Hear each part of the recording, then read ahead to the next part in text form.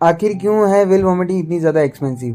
तो दोस्तों आज का जो टॉपिक हमारा है वो व्हेल वॉमिटिंग के ऊपर है कि व्हेल वॉमिटिंग इतनी ज़्यादा एक्सपेंसिव क्यों है। तो आप में से कई लोगों को ये मालूम होगा कि व्हेल वॉमिटिंग को हम फ्लोटिंग गोल्ड्स के नाम से भी जानते हैं और ट्रेजर ऑफ सी के नाम से भी जानते हैं। ट्रेजर ऑफ सी का मतलब समुंदर का खजाना। तो दोस्तों जो पहला रीज़न है कि व्हेल वॉमिटिंग इतनी ज़्यादा एक्सपेंसिव होने का कारण है क्योंकि व्हेल वॉमिटिंग बहुत रेयर मिलती है, बहुत ही कम पाई जाती है इस दुनिया में, ठीक है, वर्ल्ड ओशियंस के अंदर। और ये कम पाई क्यों जाती है? क्योंकि ये हमें मिलती है स्पर्म वेल्स के द्वारा। और स्पर्म वेल्स तो जैसे कि माना कि हर जगह मिल जाती है ओशियंस के अंदर, बट ये लिविंग स्पर्म वेल्स से नहीं मिलती। ये हमें वेल्स स्पर्म वेल्स की डेड बॉडी से पाई जाती है व्हेल वॉमिटिंग, ठीक है। हम लोग ये नहीं कह सकते कि हर स्पर्म वेल्स की बॉडी के अंदर, डेड बॉडी के अंदर हमें ये मिलेगा। अगर बात करें कि इसकी जो परसेंटेज है, लगभग हर ओशियंस में वेल्स पाई जाती है, पर फिर भी सिर्फ 5% वेल्स ऐसी होगी जिसके अंदर एम्बरग्रीस या वेल वॉमिटिंग पाई जाएगी। अब बात करते हैं दोस्तों कि स्पर्म वेल्स के अंदर वेल वॉमिटिंग आखिरकार बनती कैसे है। तो जैसा कि जो अगर बात करें हम स्पर्म वेल्स की, तो वो अपनी डेली लाइफ में ज्यादातर स्क्विड्स और कटल फिश को खाती रहती है। इससे होता है क्या है कि अगर स्क्विड्स और कटल फिश से अगर वो डाइजेस्ट ना हो तो वो वॉमिटिंग कर लेती है। वॉमिटिंग अगर कर लेती है तो नॉर्मली कोई प्रॉब्लम नहीं होती है, लेकिन कभी कभार वही वॉमिटिंग उनके गट्स के अंदर चली जाती है। गट्स एक बॉडी पार्ट का नाम है वेल्स की, ठीक है। तो गट्स के अंदर जाके वो एक बाइंड कर जाती है बाइल के साथ, और जब बाइल के साथ बाइंड करके काफी समय तक वो उधर ही रहती है स्मॉल वेल्स के इंटेस्टाइन्स के अंदर, और धीरे धीरे करके एक वो लंप बन जाती है। लंप का मतलब यहाँ पर ये है कि एक हार्ड सा शेप, जैसे कि आप स्क्रीन पे देख रहे होंगे।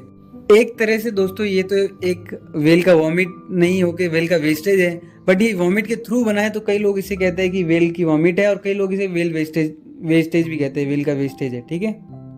अब बात करते हैं दोस्तों की जो एम्बरग्रीस है इसका यूज कहाँ पर होता है। तो इसका यूज ज्यादातर परफ्यूम इंडस्ट्रीज के अंदर होता है, और उसके अंदर जो यूजेस होता है, परफ्यूम इंडस्ट्रीज क्या करती है कि इस एम्बरग्रीस में से, यानी कि वेल वॉमिट में से एम्ब्रीन अल्कोहल को सेपरेट कर लेती है और उसके द्वारा परफ्यूम्स बनाती है। परफ्यूम इंडस्ट्रीज की अगर बात करें तो परफ्यूम इंडस्ट्रीज के अंदर कई टाइप की वेराइटीज होती है, white varieties, brown varieties, black varieties. जो व्हाइट वेराइटीज होती है उसको बहुत ऐसे मोस्ट वैल्यूबल माना जाता है परफ्यूम इंडस्ट्रीज के अंदर। तो यहाँ पर व्हाइट वेराइटीज से क्या रिलेट करता है कि व्हाइट वेराइटीज का मतलब जो परफेक्शन के साथ हो, क्लियरिटी के साथ हो, क्लीननेस के साथ हो। तो जो व्हाइट वेराइटीज हमारे एम्बरग्रीस के अंदर से पाया जाता है, तो यही रीजन है कि परफ्यूम इंडस्ट्रीज के अंदर ये इतना यूज क्यों होता है।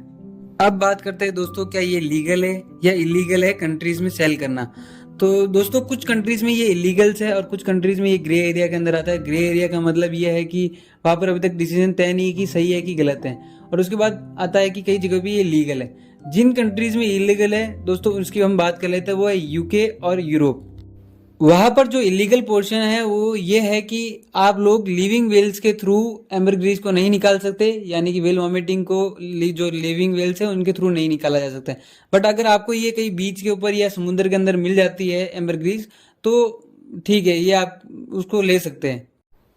यूके और यूरोप में दोस्तों ये इलीगल क्यों है? क्योंकि वहां पर एम्बरग्रीस के चक्कर में, यानी कि वेल वॉमिटिंग के चक्कर में वेल्स को काफ़ी मारा जाता है, काफ़ी हंटेड किया जाता है। इससे क्या हो रहा है कि वेल्स की जो प्रजाति है वो एक्सटिंक्ट होती जा रही है, मतलब ख़त्म होती जा रही है। तो इस पे इसकी प्रोटेक्शन के लिए यूके ने यूरोप की तरफ से एक तरह से ये एक लॉ है कि ये इलीगल है इसको मारना। अगर आपको एम्बरग्रीस या वेल वॉमिटिंग अगर बीच बीच में मिल जाता है तो आप उसे ले सकते हो।